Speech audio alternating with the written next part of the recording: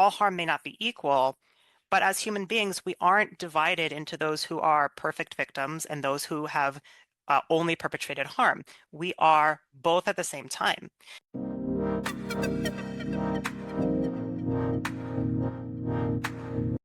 Good afternoon. How are you doing, Toni? I'm doing good. How are you? Good. Thank you for taking the time to meet with me. Absolutely. I feel like we've met before. IFS conference? Maybe. Or did you do any of Mike Elkin's, what's it called? Consultations? No, I'm a little bit of a known entity in the IFS community. I know Katie Wine Appleton is my IFS consultant and a personal friend of mine.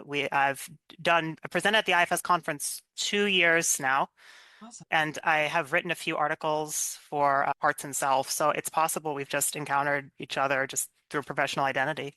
Very cool. Yeah. Yeah. I just had a little blurb about you, and I am so curious about all of the feminist theory, critical theory that you're bringing to the table.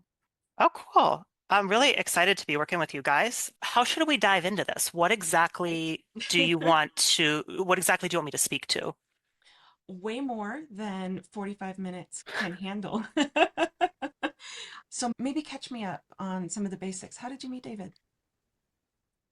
Actually, I met David when I actually reached out. I think I reached out to you guys just offering to do a workshop, just a cold call. And David was the one who responded. And we had a really good conversation. And he seemed pretty interested in what I was doing. I got pretty good feedback to the IPV workshop that I did at this year's conference. That was an in-person one that was 6 hours. Obviously, I'm doing a Ooh. smaller piece of this for you guys. I think he had maybe encountered my work through the Self in Parts article, through some of the stuff I had shared about that presentation. And so we were able to speak in that way. I didn't know him before we had spoken though. Nice. And it sounds like you've already started putting something together for the skills nibble, the 90-minute like Mhm. tape. Have you also started doing some of the workshop stuff? Let me hear more about that. So what I understand to be happening, and I'll have to pull my notes up again because I Mm, forgot exactly how I carved it up, but a lot of this is essentially drawing from thank you. Did I type it on this computer then? Here we go. Drawing from my 6 hour IFS conference IPV workshop. So that was in person. So only about 20 people were able to attend it. So this has not been like widely distributed anywhere. And so there's a smaller portion that I was thinking about doing for the skills nibble, which is essentially on accountability. And I think you read about that. And then a larger portion, which is that longer discussion from the main workshop around working with perpetrators of relational harm and how we can approach that through an IFS lens with compassion and curiosity, also with feminist values, and where do we find that middle point of accountability? So that was the longer workshop. And it all goes to this theme of accountability. I think the skills nibble is more focused on how can the participants more practice accountability in a less intense focus on gender-based violence, a less narrow focus on gender-based violence. And then the workshop is more of a deep dive into working with perpetrators. okay. And it seems obvious working with perpetrators is the practitioner who happens to have a client in front of them who was a perpetrator of some sort of gender-based violence or domestic violence, things like that. Could you rephrase that in a more, I'm not clear what the question is. Yeah, I just want the context of what you're referring to. So it is the Yes. practitioner and a perpetrator one-on-one.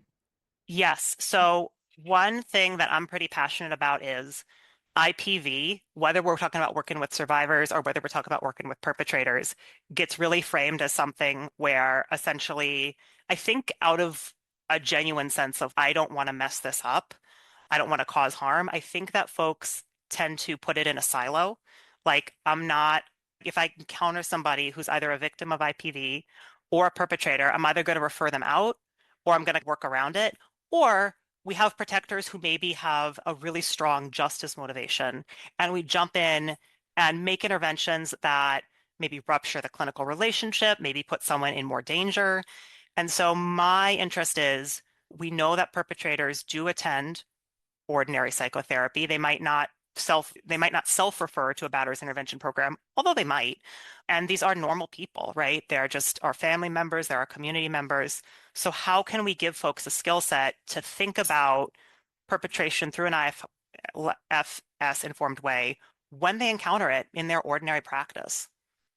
Okay, so yeah, so preparing them to basically be with the perpetrator and not needing to refer them out, not needing to have their parts be led and have that distance. Is that right?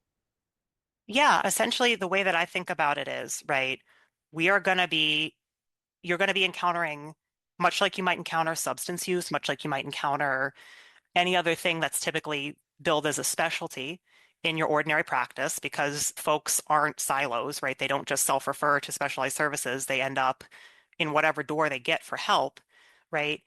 And I also want to give folks some tools so that they can actually draw those distinctions where what actually is at the limits of my capacity and I might need to refer out, and what actually is something that I could make a positive intervention in to open that space so that person is maybe more likely to seek help on their own or more likely to engage in the clinical relationship, is more likely to be willing to step into accountability in a self-led way. And so I think that it gives you a range of tools to approach this with a little less fear, a little less anxiety about what's going to go wrong, and Mhm. more what are the possibilities here for a deeper kind of relational repair. Yeah. What sort of things are people worried would go wrong?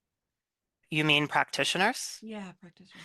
I think there's a few different things. I think people think that if I address the IPV at all, there's going to be a huge rupture and they're going to leave therapy, or I'm going to be perceived as shaming them. I think that there is a thin line to walk, a fine line to walk between being in a role of an accountability partner and being in the role of essentially a moral cop. I think those are different roles, and I think that only one of those is amenable to effective ISS intervention.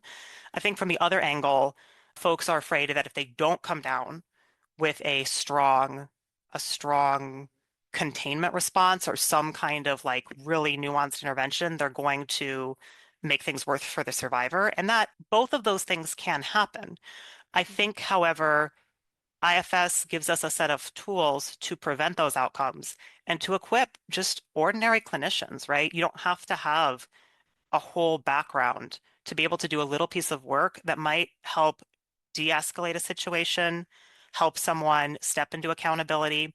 We're also thinking about, are we talking with folks who've perpetrated in the past who are having their own struggles with things that they are trying to come to terms with, or are we talking about an active situation? And those are different sets of clinical questions as well. And I think people would appreciate some guidelines for sorting out all of those nuances in a way that's attuned to safety, in a way that's attuned to accountability, and in a way that really allows us to deepen into some of the really powerful mechanisms of the IFS model to help people tap into their own sense of morality, their own sense of inner clarity about, oh, wow, like I was really hurting when I hurt this person. How do I hold myself with compassion as I now figure out what kind of repair do I want to offer to them? Yeah. Yeah. Okay.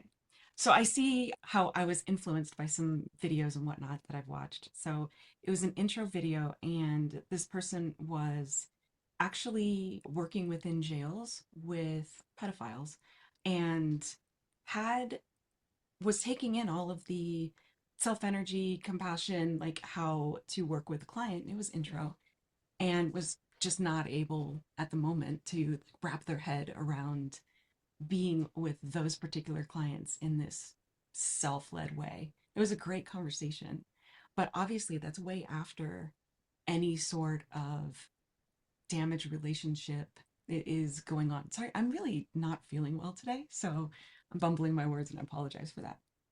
Um, Yeah, if there's anything I can do to show up with more self-leadership to support you, please let me know. oh no, you're doing great. I appreciate it. I'm just really wanting to get to know you. I also have in the back of my mind, I wonder if we're going to have any cool clips in our conversation that I might be able to use to chop up to promote your workshop, and I've already heard some really amazing things. Are we But recording this conversation? we are. Do you want me to turn it off? No, it's fine. I didn't get a notification we were recording. I wanted to know if maybe it had actually, because I didn't see anything. It doesn't say, oh, it does say recording. Okay. I didn't get a pop-up notification telling me it was recording. Sometimes Zoom does that. Yeah, yeah. I turned off the audio, so I apologize for that. But really, do you want to check in and see if this is okay to be recorded? I don't think I had been, pardon me, I don't think I had been briefed that I was being recorded, but I don't have any compunction about it. I know it's for producing the promotional materials. Sounds Yeah, okay, and cool. nothing would be shared anywhere without your approval. Yeah, that's fine. I wasn't sure. From the email I got, it sounded like we were talking about logistical details, so I wasn't sure if so you want me more in like an interview mode, like we're talking in a more accessible way about a more polished way about the kinds of things that will be Not presented in the workshop. not necessarily. I really just wanted to get to know more about your work. Oh, sure. All I have is this AI compiled whatever from your half hour or so conversation with David. Oh, okay. So Yeah, that's my only background. there might be a few different resources that I would want to share with you then. I have a couple of articles in Parts and Self Mhm. that are the more, we could say, didactic or theoretical background on a very high level of like, how am I holding together these two streams of thought? Like the core of the IFS model, which is that everyone has a self. The mechanism of change is self-leadership and self-to-part relationship. And the feminist model, which is we also have these violations, these relational violations that are organized around social identity and power, that are essentially interpersonal acts of domination. And so, how do we hold those two streams of thought together? And my sort of thought is, I don't actually see those things as being in all that much conflict. I think they flow together rather nicely, especially if you draw from a lot of feminist thinkers who have been really intentional about trying to understand how cycles of harm repeat and how systems are really based on, yes, objective power and privilege, but also a deep sense of trying to stabilize internal suffering and distress. And so I think my sort of gift to the IFS community is I think that we can lean into these feminist values and also stay really core to the standard IFS model. And that is where I see myself making a broader theoretical intervention than just specifically IPV. But IPV is an issue that's very near and dear to my heart because I survived it in my own life at several different points in childhood, in adult relationships. My father was a narcissistic, abusive figure. And of course, I've had a couple of partners as a lesbian, I've had a couple of partners who've been abusive. Mm. And I've looked at my own behavior. There have been times where, perhaps not to the same degree, but I've enacted relational harm. And I've really sat with what have been those inner stories, those inner motivations for how we story abuse, for what drives us to act out towards people who are significant emotional figures in our lives. And I've also been thinking a lot with feminist theory. I have a master's degree in women's studies as a domestic violence advocate for 2.5 years. And I think more so than any other psychological, psychospiritual model, IFS to me fits with a lot of the insights that come from feminist theory, a lot of the insights that come from being a survivor of violence, being as a human being a perpetrator of relational harm. Part of what I wanted to bring forward is this perspective that all harm may not be equal, but as human beings, we aren't divided into those who are perfect victims and those who have only perpetrated harm. We are both at the same time.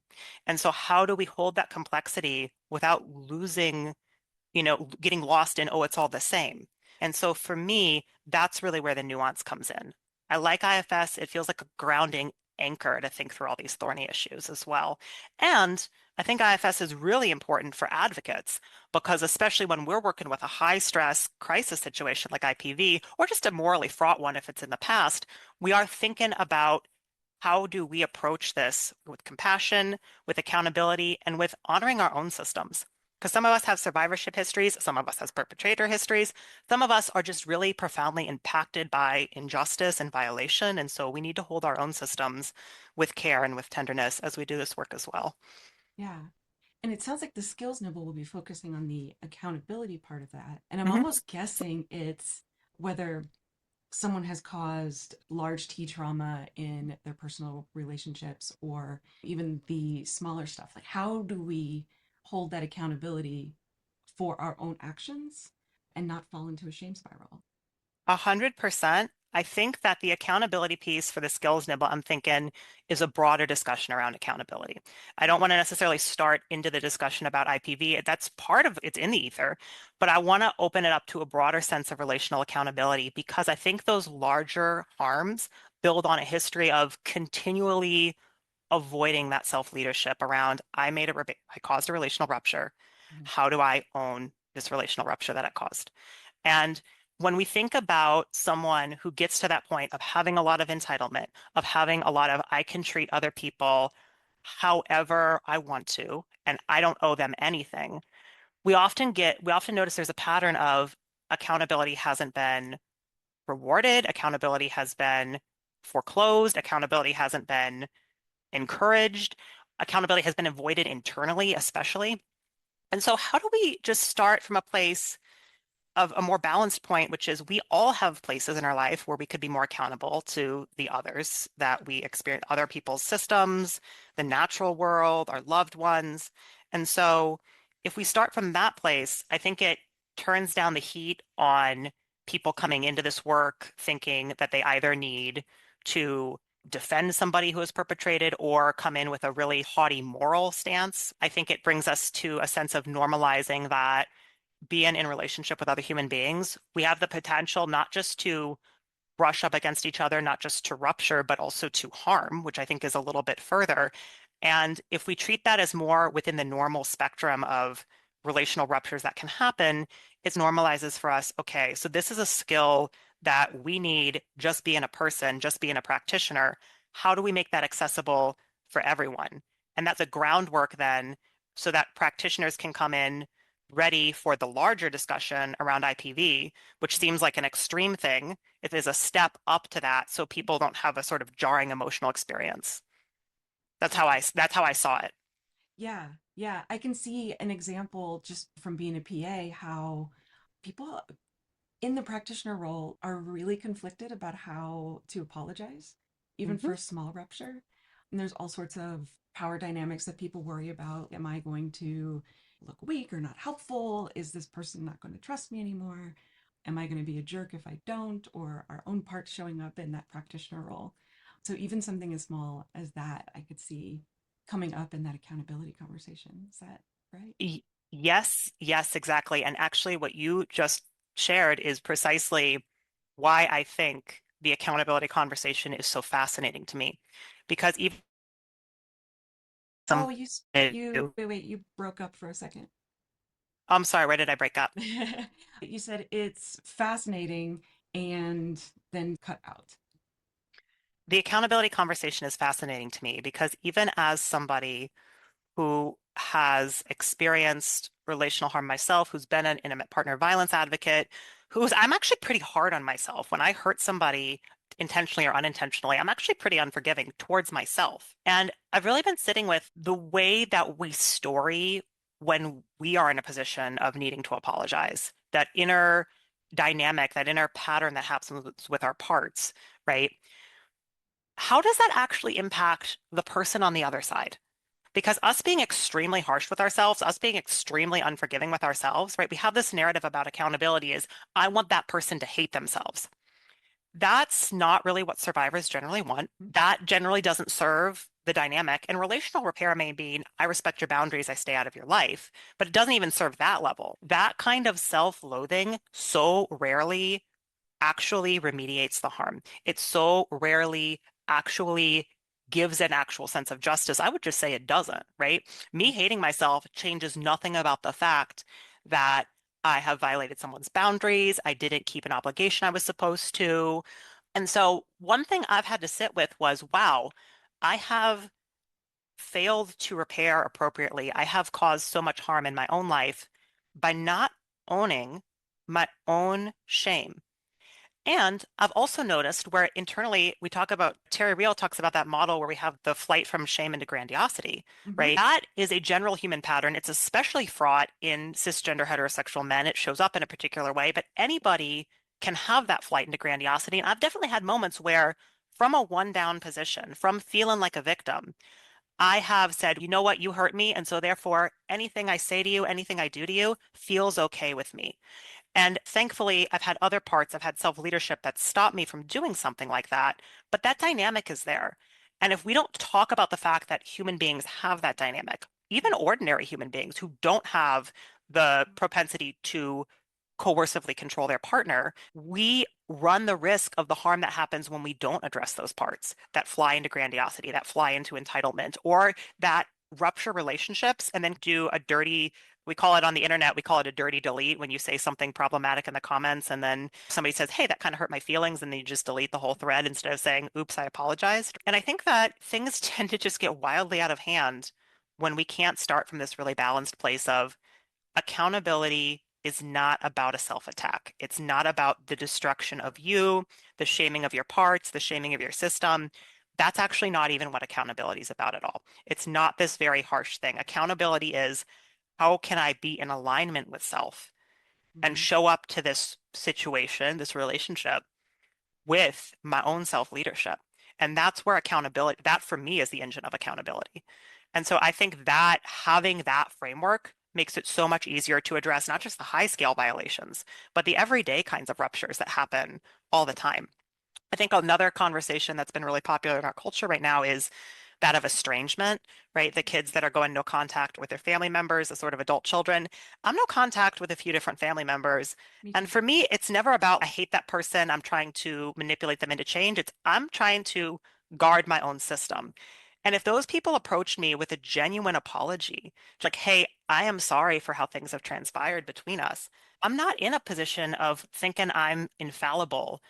I'm at a point where I just can't be in this because it's too painful anymore.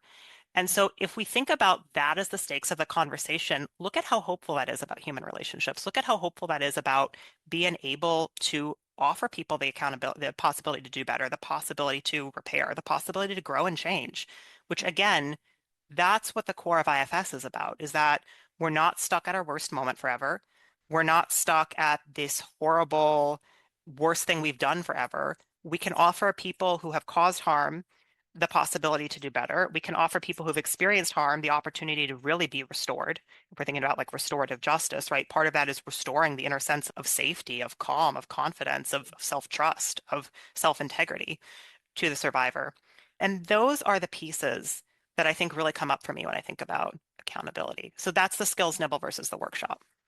Amazing. Yeah. Yeah. Just this word accountability goes into this feeling of retribution, Hmm. polarizations, and what is self forgiveness, right? Like, because if someone is showing up, like you described, as self loathing, then suddenly the victim, for lack of a better word at this moment, needs to take care of the perpetrator or needs to take care of them again.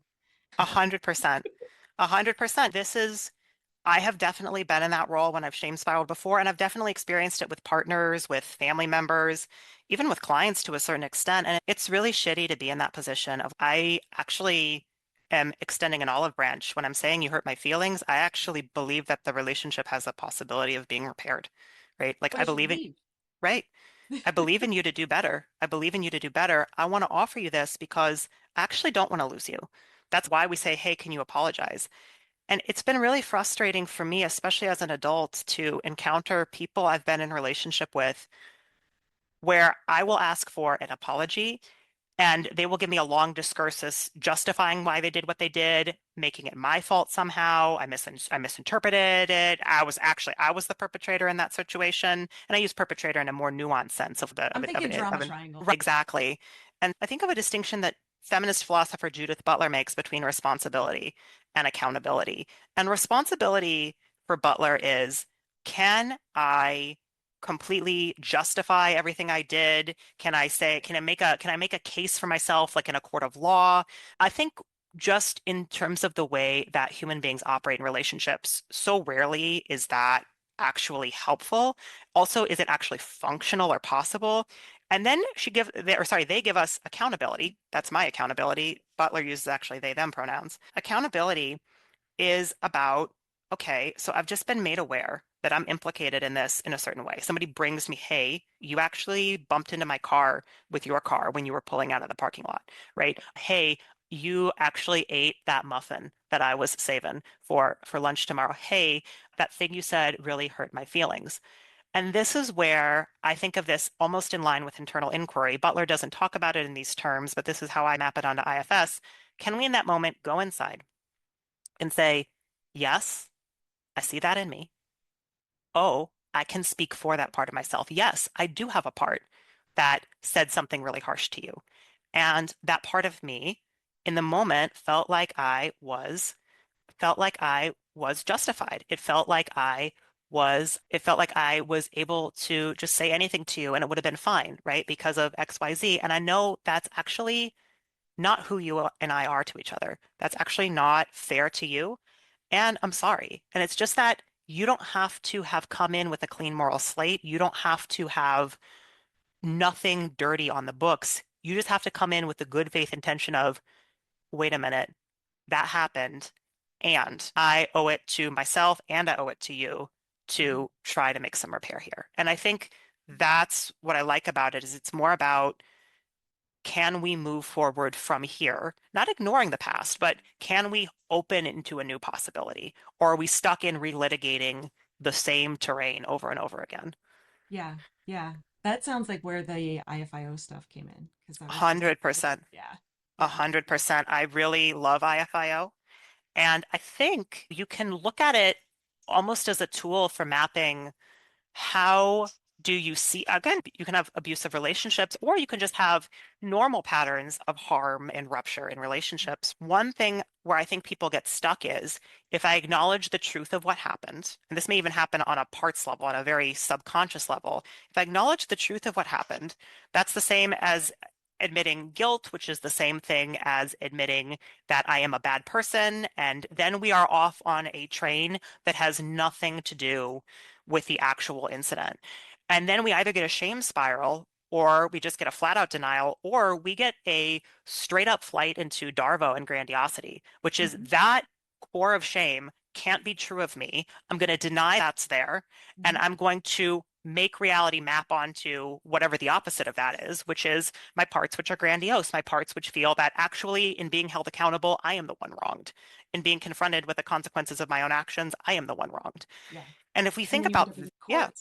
Yeah. and then you're wrapped up in court, whether that be a real legal process, which is so re-traumatizing for so many survivors, or it is just now we're fighting on social media or we're fighting between our friend groups or within our family about what the truth of the situation is.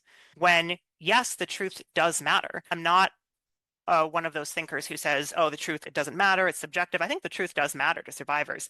And acknowledging the truth, acknowledging the reality of harm generally doesn't lead to this whole cascade of negative things that sometimes perpetrators and their allies are afraid it will. Yeah. Yeah. This is reminding me of my childhood environment where I phrase it as shame was currency. And so 100%. if something was wrong, you were never allowed to forget it. It was never able to go away, right? So there was all of these landmines all the time. So those sorts of things just bring out those grandiose and narcissistic protective behaviors. And so now we're going into kind of a pet peeve of mine of what narcissistic personality disorder really is versus what the internet Facebook groups of I dated a narcissist, blah, blah, blah, blah, It's a blah, very are trying to entrenched say. defense. It's a Yeah. very entrenched defense. It's a system of parts, similar to the abusive protective system that I talk about, where it's a very entrenched set of parts, as you're well aware. And if we remember that there's some tenderness there underneath, it doesn't mean we immediately forget what happened, but it does mean perhaps there is a slower, more compassionate way of working that can slowly transform those dynamics when it feels safe to do, when it feels safe to just acknowledge reality as it is rather than going into denial. And I think to your point, and I'm sorry I cut you off. Please, that's my ADHD parts jumping in. Please continue. Oh, I actually didn't feel like I was cut off, and maybe Oh, those are my own ADHD parts. I'm loving this okay. conversation. No, I completely agree with you. And it's hard, right? Because even here's where I even sit with this. My worst, subjectively speaking, my worst perpetrator is my father. Mhm. And I feel two ways about it. I have protectors that are very clear from thinking about it for a long time. I don't want to be in a relationship with him again. And I don't want to spend a lot of time ruminating on how hard his life has been. And I can't acknowledge, right? Yeah, Yeah, how hard his life has been. That's what so many yeah, different modalities bring to the table in yeah, the therapeutic relationship is, hey, your mom wasn't very good to you, but you have to be empathetic for what she went through. And exactly. like, can we just re-victimize somebody in therapy when they're trying to heal and wrap their head around their childhood? So I think that this is really actually the heart of it, right? Is because to your excellent point, that's one of the distinctions I make in my presentation between himpathy, the longer workshop between himpathy, which is a term from feminist philosopher Kate Mann, and compassion. Compassion is I can see with clarity, I can see with curiosity what your system was going through and why it made sense. That was what you had that was how you had the capacity to respond. That was how your protectors were trying to protect you. And I can see that there's a very real human motivation underneath Mhm. whatever happened. And I don't want you to be stuck in this pain and this shame that was driving that dynamic forever. I want you to be able to move past this. I want you to be able to have fulfilling, healthy relationships. Himpathy tends to be more in the camp of we are now doing the work of denial. We are now doing the work of justification. We are trying to sweep what happened under the rug. And we are trying to say, because this person does objectively have a trauma history or is reporting that they have a trauma history, therefore, or they are experiencing shame or professional consequences or interpersonal consequences as a result of what they have done. Therefore, we should essentially back off of asking for repair, back off of asking for accountability, not acknowledge the reality of what happened, Yeah. and put that person in a victim role. And I think what I'm offering is I actually think that is even disserving the person that is a perpetrator.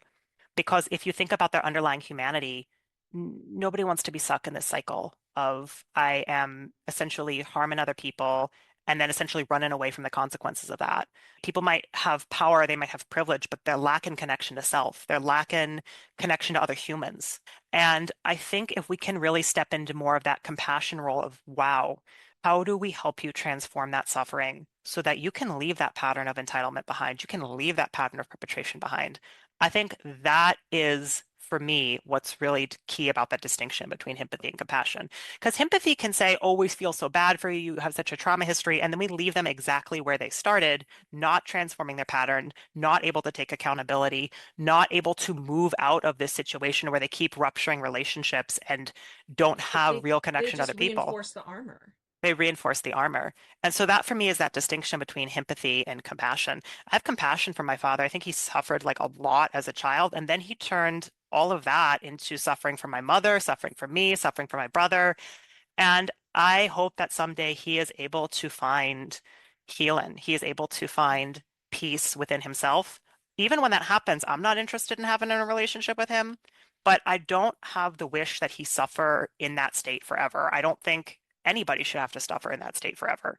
And that's why I believe it's possible for people to change and to do better, because I do believe at the end of the day, this kind of entitlement doesn't serve the people who weaponize it, not at a human level. Right. Yeah. Yeah. This is going into a dozen different, very nuanced Yeah. topics. Like, I can see an entire workshop just on himpathy, which is a word I'd never heard Hmm. before, and what is forgiveness. Even if we go back to the you ate my muffin, if it's an office situation and someone ate your muffin and then you say you ate that and they come back with you, it was in a public refrigerator, right? Then you're going into court. But if you're going to go back and forth, like maybe both of you guys just need to realize where that relationship is. Okay, you ate my muffin. I know how to deal with this at the present moment. I don't need to go into revenge. I don't need to go and escalate. I don't need to protect myself and quit or talk bad behind the person's back. And some of those dynamics are the very real difference between real forgiveness and the spiritual bypassing sort of forgiveness. 100%. 100%. We have a culture of forgive and forget, which Yeah. usually just means get over it and forget. And I think this is where I quibble with the general way people talk about forgiveness. I think that everyone's system gets to make a self-led decision about whether they want to offer moral absolution to the person who perpetrated them or not. That's not in my place as the practitioner to mandate that. What I will say is some people just move on, right? This is not going to change. I also don't want to put the label forgiveness on how I feel towards that person, right? I'm not going to morally mandate forgiveness. And what I have found personally is I don't want to spend the rest of my life investing in, I'm a victim of this person. I am suffering forever because of what they did to me. I want to own just, again, acknowledgement of reality. This happened. It hurt me. It had these impacts. As a result, I don't want to have a relationship with that person anymore. And I hope that they heal and don't do this to someone else. And for me, that's clearing the slate. It's me saying I'm not invested in trying to relitigate this anymore. Mhm. And I think when we do that, I think that turns the heat off forgiveness because that is really the starting point, is like that internal process is separate from the relational repair of I see you, I see that you had positive intentions, or I see that you didn't have the capacity to do better and I give you absolution from my perspective as the victim from this relationship. I think we map those two things onto each other. I think they're actually two different processes. And if we give people the space to go through that internal work first, then Mhm. we open up the space for this to be different. And I think we can open up a conversation. How can someone do their own internal work, not receiving that forgiveness, and then perhaps show up in a way that is more likely to motivate it from the survivor rather than demanding it, rather than tweeting about how much they've changed, writing them a 15-page letter of all the things they're going to do different. And that actually, again, contributes to more likelihood of having a better outcome from them if they want a relational repair. What I'm hearing in what you're describing as the one who has done the forgiveness and chosen whatever in the relationship is the difference between an exile that was actually heard and witnessed versus an exile that still needs to be believed, heard, and witnessed. 100%. 100%.